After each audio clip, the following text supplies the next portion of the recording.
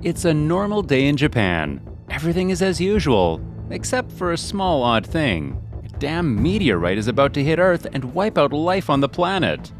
A 17-year-old girl named Natsu wakes up on a strange ship in the middle of a storm. Natsu accidentally falls into the waters, but some people save her and bring her on a lifeboat. All of them are confused, as none of them remember how they got onto that ship. They continue drifting until they reach an island, which they start investigating.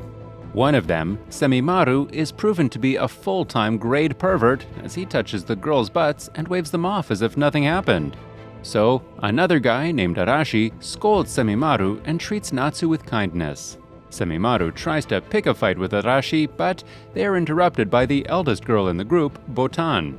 After they all find water, they write help on the group and prepare to look for food. Semimaru tries to bully Natsu and makes her do his part of the work. When Botan finds out, she scolds Natsu for being so submissive. She advises her to be more assertive and sends her to find food. Meanwhile, somewhere else, a girl named Hana can be seen running away from lots and lots of creepy animals. They are just about to kill Hana, but her comrades come and save her. She returns the favor by killing other monsters using her boomerang. However, one of her comrades, called Yanagi, gets stung.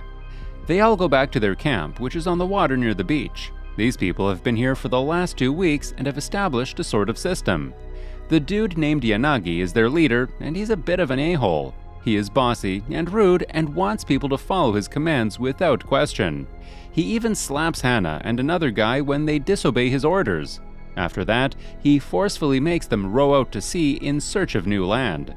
That night, Hana is keeping watch, but Yanagi comes and tries to force himself on her. Just then, a storm comes and shakes everything. One of the passengers gets swept aboard, so Hana jumps into the water to save her. She manages to save the girl, and they get swept back to the island. But they get trapped by the monster insects. Yanagi tries to use the unconscious girl as bait to escape, but the group fights back. In the scuffle, he falls off the cliff and to the monsters. Hana, being the goody-good girl that she is, tries to save him, but the others prevent her from being such a dumbass. They go back to the beach and the group gets depressed thinking about their helpless situation. As they continue talking, Yanagi comes out of the forest. Elsewhere, a group wakes up from cryogenic sleep. When a man approaches and says that he'll be their leader, all the people pull out their guns and shoot the everlasting crap out of him. Why did they do that? We'll get to that soon enough. Back to the second group, Yanagi says that he defeated the bugs all by himself to survive. But Hana notices his hand twitching suspiciously. Back to the first group, Natsu brings a mushroom to eat. Arashi eats it, but it turns out to be poisonous and he gets sick. As he is recovering, Arashi says that Botan is way too prepared for survival, as if she knew something like this might happen. Later, Botan says they need more food to survive. This reminds Natsu of the time back in the boat when she said that there should be more people out here. Since Botan seems to be hiding something, Arashi and Natsu decide to leave in secret. As they leave, Arashi talks about his girlfriend, who turns out to be Hana.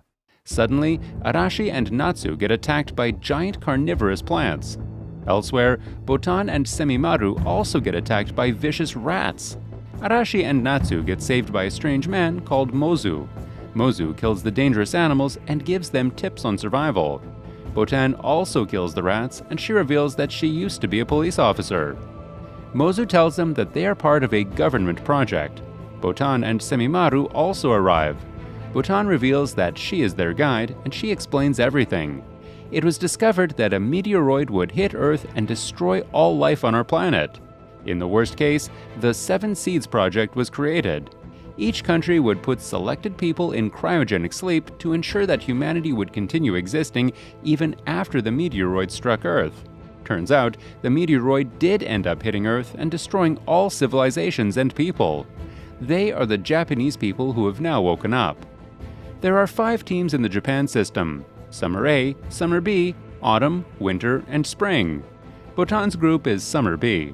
The people were selected based on special conditions calculated by a computer. Arashi does not accept this story, and he starts crying about his girlfriend Hana, thinking that she might be dead. Meanwhile, Yanagi takes his group to a strange place. One group member, named Mansaku, asks Yanagi about the project. but he takes them to a hole in a tree and says that the key to their freedom is in there. As they walk inside, Yanagi's fingers start twitching. Hana notices this and realizes that the insects have laid their eggs inside Yanagi. Just then, he goes weak and little insects come out. More giant insects try to attack them, so they all scream at Yanagi to wake up. Yanagi uses all his strength and tells him that they are called Team Spring. He tells them to find the 7 Fujis. Then, he takes a lighter and burns himself. With his last heroic sacrifice, all the others in Team Spring manage to survive. Mansaku and Hana say that Yanagi was a hero for saving them, but a boy named Haru gets depressed because all he wanted to do was play the piano and win piano competitions.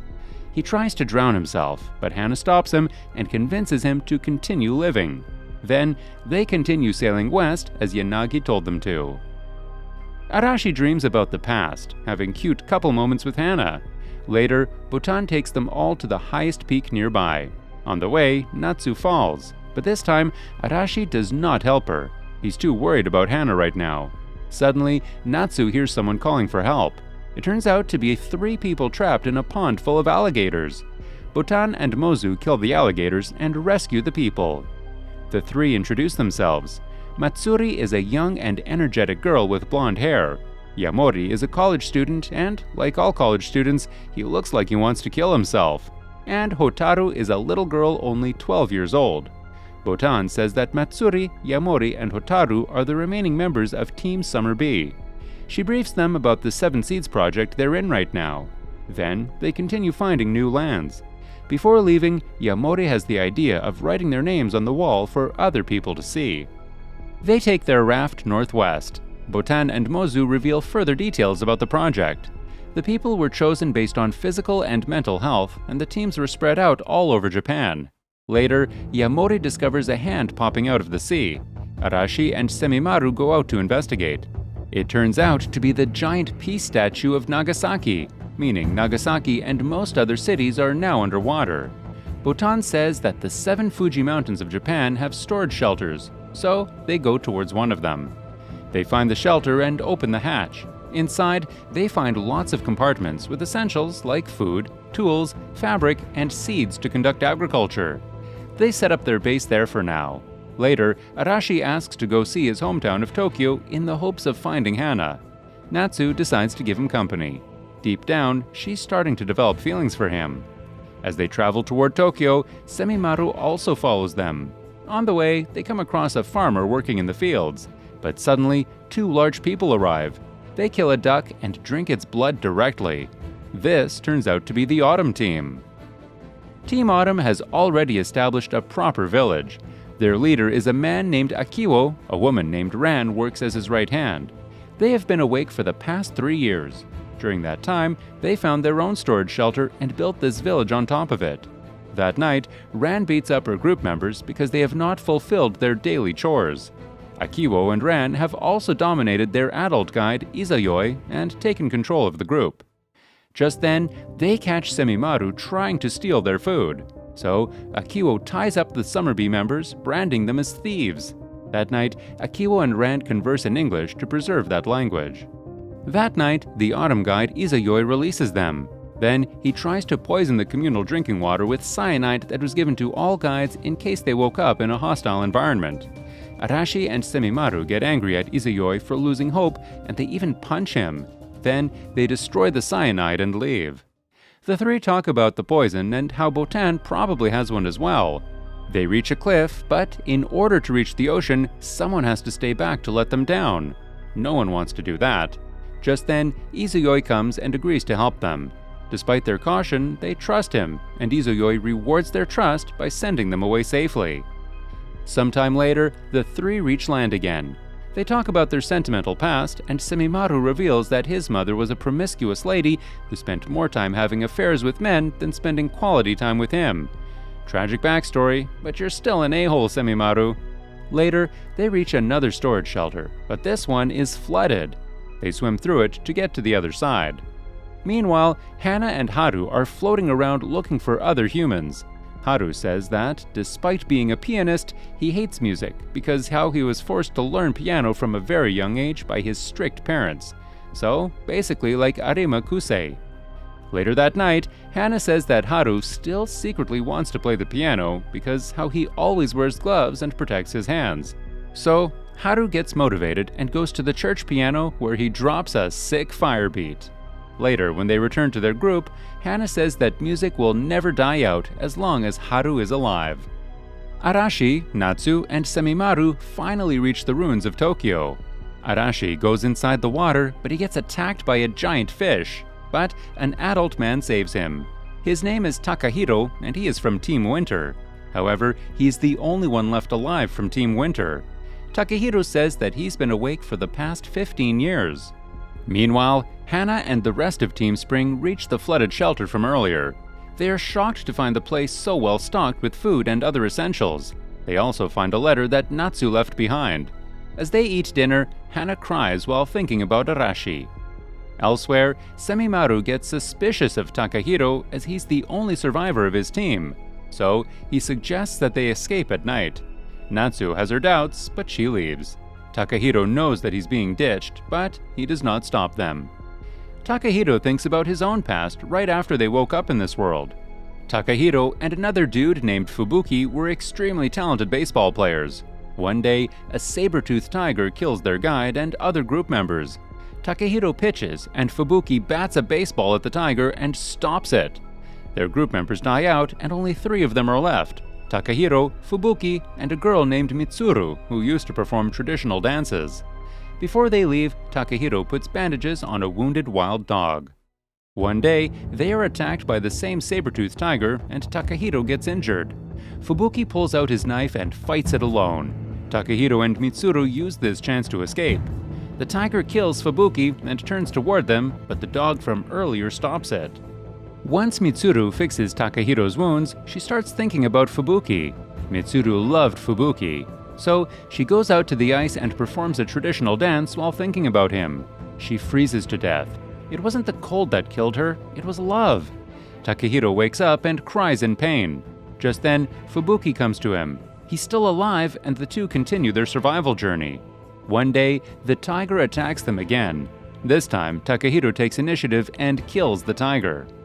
They finally reach a storage shelter. When Takahiro looks back at Fubuki with happiness, he sees the dog in his place.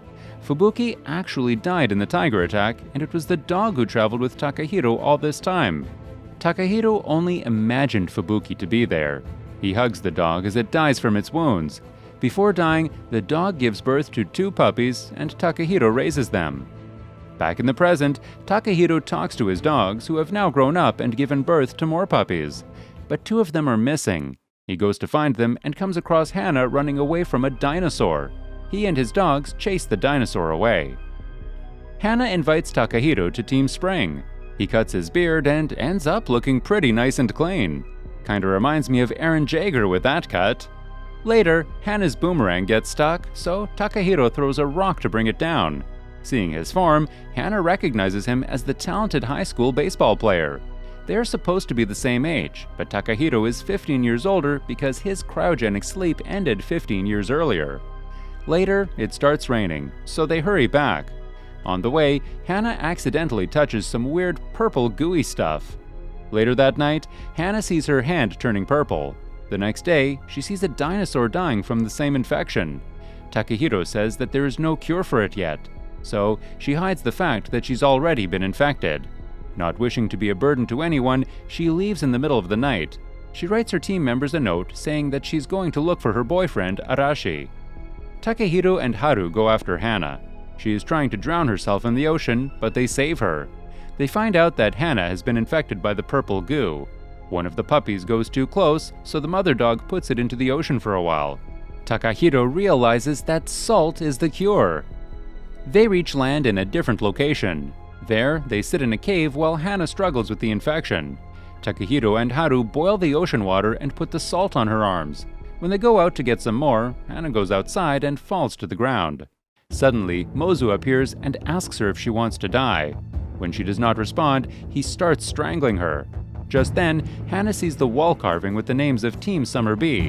When she sees Arashi's name, she says that she does not want to die and pushes Mozu away. Mozu walks away silently. Later, they find a location with a higher concentration of salt. Hana jumps in and her infection gets cured. Then she decides to go find Arashi. Before doing that, she cuts her hair because character development. Meanwhile, Arashi and the others find a ship that they can use. Elsewhere, Hana's group finds Team Autumn's village, but they have abandoned it because volcanic ashes have covered the whole place. Hana leaves a note just in case someone returns. Arashi's team decides to return to the rest of Team Summer B. They make plans on learning how to steer the ship to reach them. They name the ship SS Elephant and Lion. Okay, that name is way too long, so if we ever mention the ship, we're calling it the SSEAL or SEAL. Meanwhile, Hana's group comes across Team Autumn living deep within some ruins. Akiwo and Ran, the two leaders, have gone out for some work. The adult guide Izayoi tells them that a girl named Kurumi is pregnant. That night, Team Autumn abducts Haru. Then, a boy named Ryusei, Akiwo, and Ran takes their boat. Hana, Takehiro, and Izayoi follow them and they discover an artificial farm. The electricity and the network are still working. Ran also uses it to look closer into the place. Hana and the group find a corpse with a journal. It turns out to be a ventriloquist comedian named Mark. He and a few other celebrity performers are recruited by a man named Takashi to provide entertainment to this strange new place full of families. It turns out to be a shelter named the Ryugu Shelter. One night, the meteoroid struck Earth, causing panic amongst everyone in the Ryugu facility. But a singer named Maria, no, not Hawasa Maria, this other Maria, calmed them down. One day, a flooding incident killed many people in the facility, and they lost their food supplies too. So, Takashi sent half the people to another facility. Turns out that the other facility does not exist, and the people are being sent to be killed by a giant cutter. Takashi heartlessly tells Mark that the bodies will be used as fertilizers. But Mark and the others have to continue their duty of lifting the moods of the people in the facility. Soon after, an infection called Tick X threatened their existence. So Takashi puts everyone in quarantine. But this Tick X virus, continues spreading and killing everyone. Takashi tells Mark that the virus can be stopped if it is frozen. Then he goes and kills himself with the spinning blade. Maria also gets infected, so Mark and Maria spend one last night together doing the honka honka. In order to prevent the spread of Tick X, she sings like a Pied Piper and leads all the infected people into the freezer. Once inside, Mark seals them shut. Then he and the other celebrities eat cyanide pills with smiles on their faces. Damn, that was a sad story. In the end, Hana is shocked to see her father's picture there. Meanwhile, Akiwo, Ran, and Ryusei open the vault and see the frozen people inside. Hana's group warned them about the virus that was frozen here, so they all seal the place and leave. When they return, they are reunited with Haru. Outside, a mysterious group in PPE outfits asks them where they came from. When they hear about the virus, they get worried and shoot at Ran, but Izayoi jumps in front of her and takes the bullet. After that, the group leaves.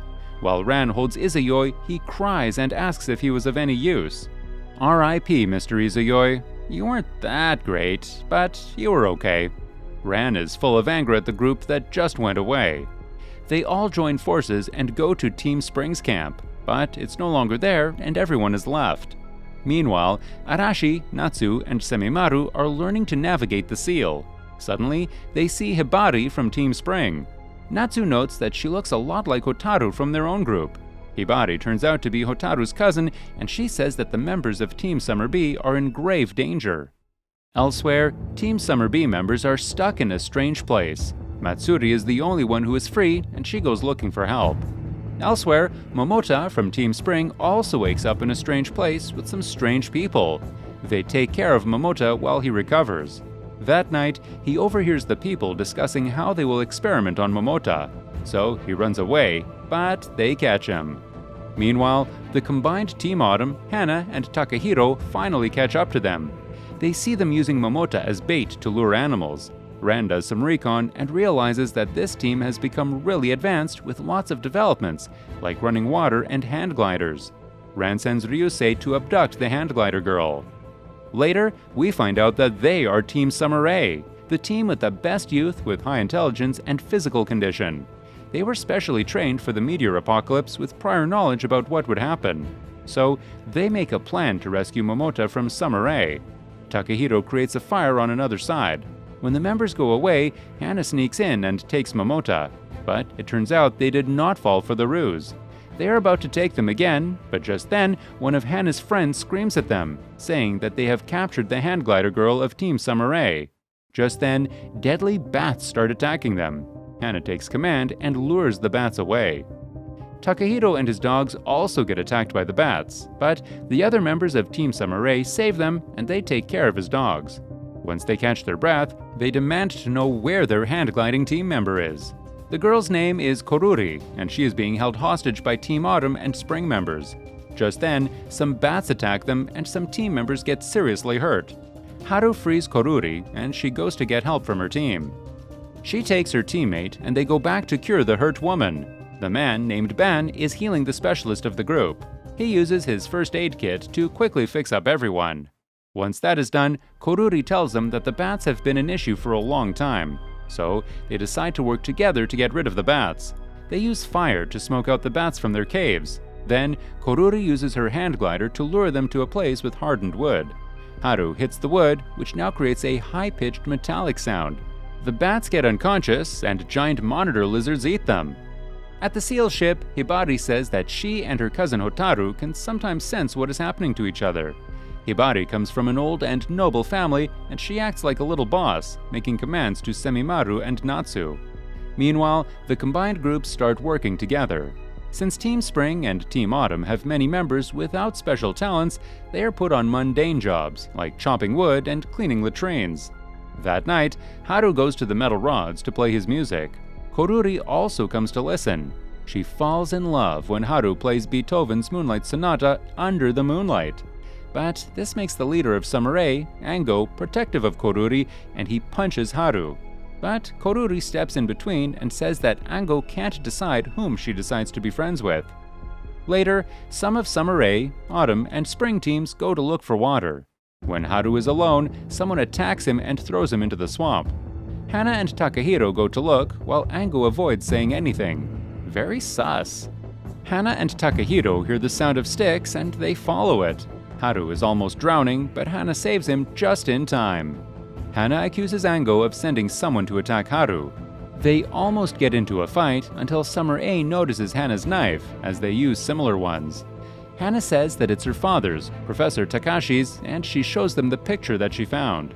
Team Summer A is shook. Professor Takashi was one of their supervisors during their training, and they all hate him for the difficult training that he put them through.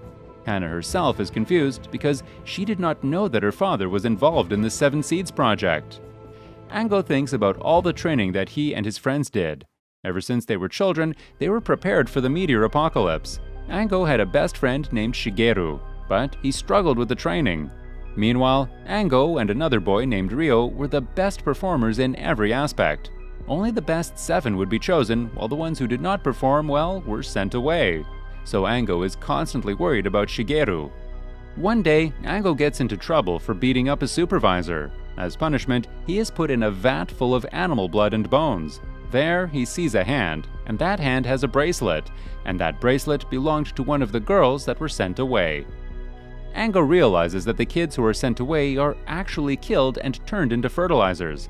Absolutely brutal, man! When Ango goes back, he immediately commands Shigeru to work harder, but he does not reveal what he saw. Ango himself becomes more serious and dedicates himself to work harder and harder. Shigeru sees the talent gap between himself and Ango increasing day by day. He hates being dependent on Ango so much that he starts distancing himself from him. Over time, little accidents happen all over the facility, and the kids begin to die one by one. One day, their building catches fire. Everyone realizes that this is the final test for survival. So, Ango goes and collects supplies. He brings supplies for Shigeru as well, who gets even more disappointed in himself. The students disperse everywhere. Over time, due to various factors, the students die one by one. Koruri's best friend is also crushed under a rock, and she almost goes crazy. Shigeru still hates the fact that Ango does everything for him. He yells at Ango for treating him like an inferior person. Other members also go through a lot of pain and hardships. Professor Takashi goes to Ango and says that 5 people have been already selected. Only 2 spots are left remaining for Ango, Shigeru, and Ryo, meaning one of them must die. Elsewhere, a guy named Ukai finds Shigeru. He has a grudge against Ango for taking 2 sets of supplies, so he kidnaps Shigeru. Then he uses Morse to lure Ango. Ryo also sees this. When Ango approaches, Ukai pushes him into a hole. Shigeru tries to help, but Ukai has a gun. Shigeru says that Ango is a highly skilled person who deserves to go to the future. Ryo agrees with him, and he throws a bomb into the fire. Shigeru escapes Ukai. Meanwhile, down in the hole, Ango has injured his leg, so he can't climb up. So Shigeru goes in to save him. Ryo also follows to help, but suddenly the professors cut their ropes. Shigeru is determined to save Ango, so he creates a system of climbing ropes to bring him up. However, he and Ango trip and they both dangle on the ropes. Ryo goes to help them, but then he realizes that he must make a decision. So he cuts Shigeru's ropes. Shigeru smiles as he falls, happy that he could finally do something for Ango. Seeing this, Takashi congratulates Ryo and Ango for being the last 2 people to be selected. However, the 7 students are absolutely traumatized. None of them wants to continue with the project, but a supervisor named Unami slaps them and forces them into cryogenic sleep. And that is why, when they woke up, they killed him. Ango is still traumatized by the whole thing. Team Summer asks Hana if she knows a man named Kaname, who is one of the leaders of the 7 Seeds project. They say that the leaders secretly added a person called the Reaper to one of the groups, and this person called Kaname could be it. The job of the Reaper is to attack the team so that they will get stronger. But no one knows who the Reaper is among us. I mean, among them. Ango suspects the Reaper to be Hana because she is Professor Takashi's daughter. So he gives her more chores as a way of indirect punishment. Hana decides to leave the group because she is being treated like an outcast. Haru and Takahiro also agree to come with her, but Ango stops her and forces her into a room, saying that she will pay back for everything that her father did. Ango undresses her and tries to force his way on her, but another Summer A member named Madonna comes and stops him. Hana takes this chance to run away. So Ango kisses Madonna, much to her shock. I mean, this kid is so turned on. Meanwhile, Hana stops at a secluded place and starts crying because of what just happened. She thinks back to the time when Arashi saved her from some bullies. Meanwhile, the seal gets stuck on something and is unable to move. So Arashi and the others go to land where they find Team Autumn's abandoned village. As they investigate, Natsu finds the note that Hana left for Arashi, but she hides it. However, Semimaru snatches the letter and finds out the truth. Semimaru is actually supportive of her feelings for Arashi, but he says that she must do the right thing by giving Arashi the letter.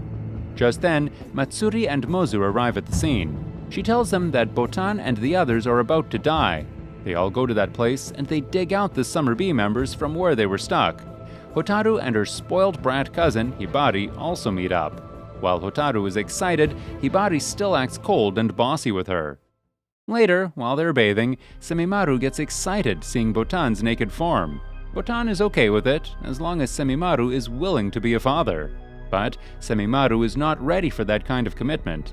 He might just end up going on a long trip to buy milk. Then, Botan tells Mozu about her miscarriage and her divorce from her husband, but she still wishes her ex-husband to be happy. Natsu thinks about how Botan wished happiness to her former husband, so she goes and gives the letter to Arashi. Semimaru quickly saves her by saying that he was the one hiding the letter. Elsewhere, Hana, Takahiro, and Haru prepare to leave. The other girls from Team Autumn don't want her to leave, but they respect her decision. Just as she's about to sneak out, Ryo comes in, saying that they're going on a mission in deep within a cave to collect fresh water, and he commands Hana to come along. Hope you enjoyed part 1. If this video gets 2,500 likes, I will continue to part 2. See you on the next one.